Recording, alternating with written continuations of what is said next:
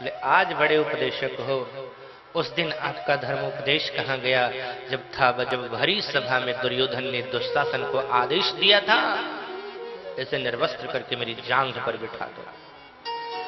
आप चाहते इतने बड़े धनुर्धर थे, कौरवों की सेना एक तरफ रहती, आप अकेले रह करके भी कौरवों को परास्त कर सकते थे, लेकिन आपने उस समय सिर झुका लिया।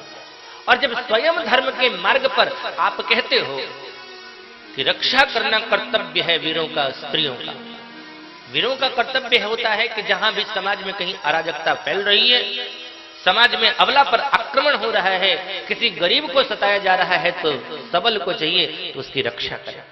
यह नियम है। आज लोग कहते हैं ना कि बुरे लोगों के कारण समाज में इतनी विकृति आ गई है, बुरे लोग समाज को खराब कर रहे हैं।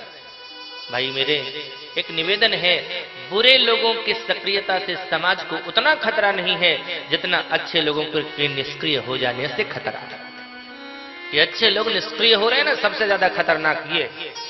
हमें क्या मतलब, जो कर रहा है वो जाने। जब ये ऐसी सोच आ जाएगी, समझ जाना समाज में अराजकता ही फैलेगी। पड़ोसी के घर में अगर आग लगी है तो घर तुम्हारा भी सुरक्षित नहीं है। अगर बाढ़ का पानी तुम्हारे पड़ोस में आया है ना, और तुम सोचो कि वो जाने उसका काम जाने, तो तुम्हारा घर भी डूबेगा। तुम सोचते हो वो जाने वो तुम्हारा काम जाने, तुम्हारा परिवार भी, तुम्हारे घर की बहू बेटी भी उसी समाज में जाएगी, और उसके साथ भी अगर कुछ ऐसी घटना घट गई तब क्या करोगे। इसलिए समाज में कहीं भी बुराई दिखाई पड़े ना, तो पूरे ताकत के साथ उस पर टूट पड़ना चाहिए। शिक्षा दिया था पितामह भीष्म ने, और कहा तभी द्रौपदी ने कहा उस दिन आप क्या कर गए थे। तब पितामह भीष्म ने एक बात कही, बेटी उस दिन मैंने विरोध नहीं किया दुर्योधन का, इसलिए क्योंकि उसके द्वारा दिए हुए अन्न को खा रहा था।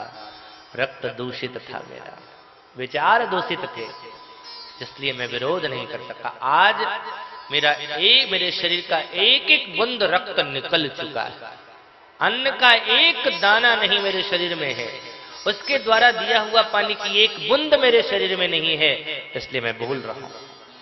और आज कोई उस तरह से करके देखो पितामह भीष्म भले ही पड़ा हुआ है सरसैया पर, लेकिन रोकने की कोशिश जरूर करेगा। अब आप कल्पना करना, जब पितामह भीष्म के जैसा धर्मात्मा, अमलात्मा, विमलात्मा के हृदय में दूषित अन्न खाने से बुराई का विरोध करने की साहस नहीं हुई, तो हमारी आपकी स्थिति क्या होगी। ये सोचने वाली बात है। इसलिए बहुत सोच समझ करके खाना चाहिए।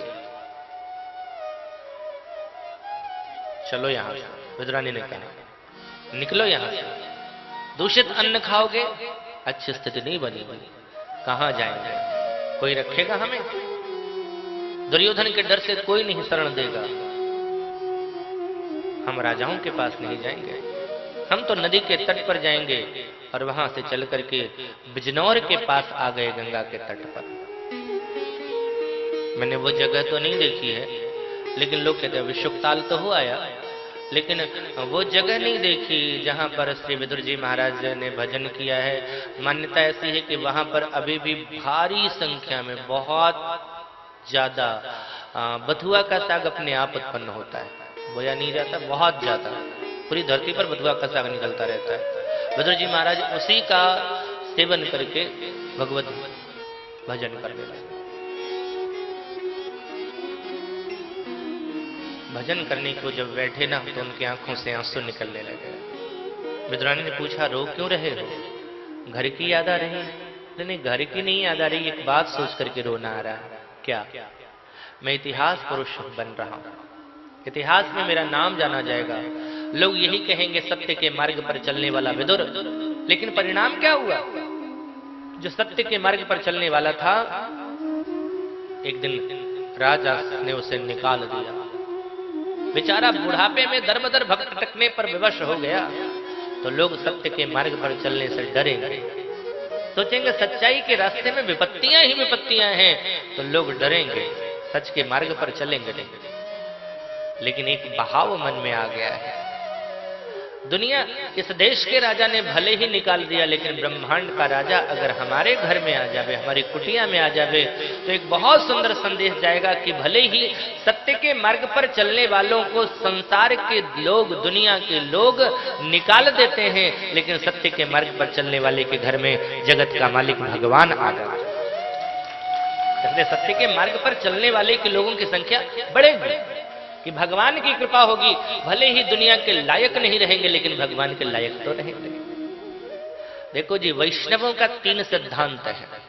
वैष्णव यही सोचते रहते हैं, उनके जीवन का 3 सिद्धांत: अनन्य भोग्यत्व, अनन्य शेषत्व और अनन्य अरहत्व। भगवान के जो भक्त हैं, जो वैष्णव जन हैं, जो संत जन हैं, वो ये भाव रखते हैं कि मैं किसी और का भोग्य नहीं हूं, बल्कि मैं तो भगवान का भोग्य हूं। भगवान हमारे भोक्ता हैं और हम भगवान के भोग्य हैं। अनन्य भोग्यत्व, न अन्य इति अनन्य। हमारे भोग्य, हमारे भोक्ता सिर्फ एक हैं और वो है परमात्मा। आज क्या स्थिति है? हम भगवान के भोग्य नहीं बनते हैं, भगवान हमारा भोक्ता नहीं बनता है। भोग्य किसके बनते हैं? दुनिया के। पिता यूज करता है, माता प्रयोग करती हैं, बहन प्रयोग करती है, पत्नी प्रयोग कर रही है, बच्चे प्रयोग कर रहे हैं। भोक्ता तो वो लोग बने हुए हैं और हमने अपने आप को बना दिया उनका भोक्ता। हमारा वो प्रयोग कर रही हैं, हमारा यूज कर रहे हैं वो।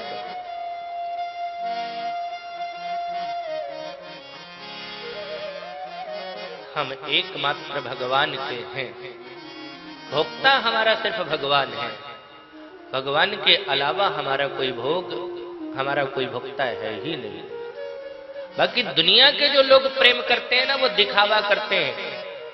वो प्रेम का लॉलीपॉप दिखा करके हमारा शोषण कर रहे हैं। तुलसीदास जी महाराज एक बहुत सुंदर शब्द लिखते हैं: सुर नर मुनि सबके यह रीति, स्वार्थ लाग करहि सब देती। बहन तभी तक कहती है भैया को भैया भैया, कब तक? जब भैया देता है रुपया, तब कहेगी बहना भैया भैया। पिता तब तक अपने पुत्र को कहता है मेरा लाल, बिल्कुल कमाल का है, मेरा लाल तू है कमाल का। कब तक? जब तक पिता को पुत्र देता है माल, तब तक है बेटा लाल। पत्नी तब तक अपने पति को कहेगी मेरे तो भाग्य खुल गए, आप मिले, बस भगवान से प्रार्थना करूंगी सातों जन्म तुम ही मिलो। जैसे जैसे पत्नी कहती है वैसे वैसे करते रहो, देखो कितनी बड़ाई करेगी। आहा, आप मेरे देवता हैं, भगवान हैं। और पत्नी जो कहे वो न करो, फिर देखो मेरे तो किस्मत फूट गए, मेरे बाप ने तेरे साथ बांध करके मेरी जिंदगी खराब कर दी, चौपट कर दी। भगवान से प्रार्थना करूंगी किसी जन्म में न मिले थे। वो जो तूने 7 जन्म का एग्रीमेंट किया था, कैंसिल करवाऊंगी।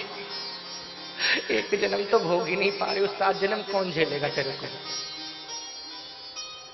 सब स्वार्थ। इसलिए हम संसार के भोग्य नहीं, भोक्ता हमारा भगवान है, हम भगवान के भोग्य। वैष्णवों का सिद्धांत है अनन्य भोग्यत्व। दूसरी बात अनन्य शेषत्व। हम किसी और के अंश नहीं, हिस्सा किसी और के नहीं है। लोग कहते हैं ना हम अपने बाप के अंश हैं, बात बात पर कहेंगे हम अपनी माँ के अंश हैं, बाप के अंश हैं, कुल के अंश। नहीं जी,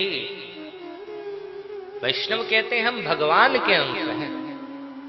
न अन्य, अनन्य शेषत्व, यानी हमारा एकमात्र हम उससे निकले हुए हैं, वो है परमात्मा।